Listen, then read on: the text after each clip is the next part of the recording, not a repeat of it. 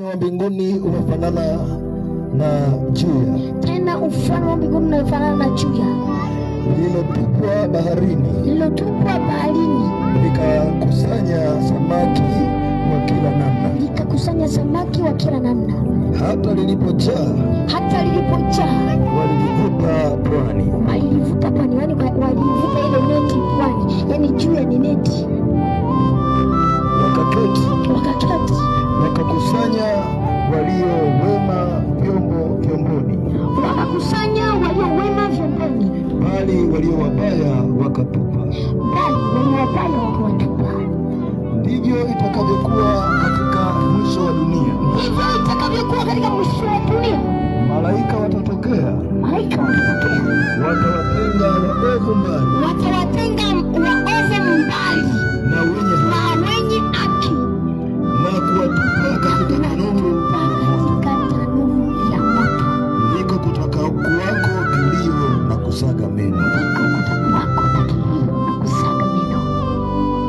Maisha yako 51. Yesu akawauliza,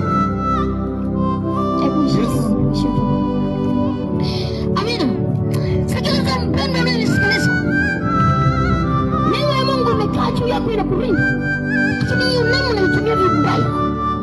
Unatumia kufanya uovu, unatumia kufanya uchafu. Siku hiyo utatengwa. Wala Mungu hatakuwa na shida na wewe. Atakuchukua na kukutupa jehanamu. Siku hiyo watu watalia, watu watasaga meno, wasipate kusikilizwa na Mungu.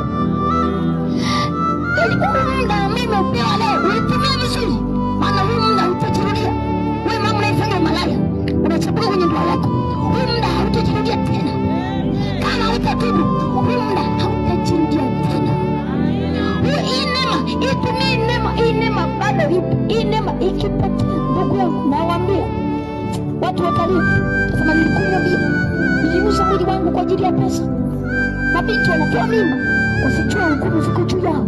Siku hiyo wale mabinti wanaotoa mimba, siku hiyo watachaguliwa, watatengwa, watatupwa. Watatupa wapi? Bora utupa kwenye shimo la takataka, sio kwenye jehanamu. Yani bora ukatupa chooni kuliko kwenye lile ziwa la moto. Lile ziwa linatisha. Wewe utupa kwenye moto wa dunia. Hebu jaribu kale kamoto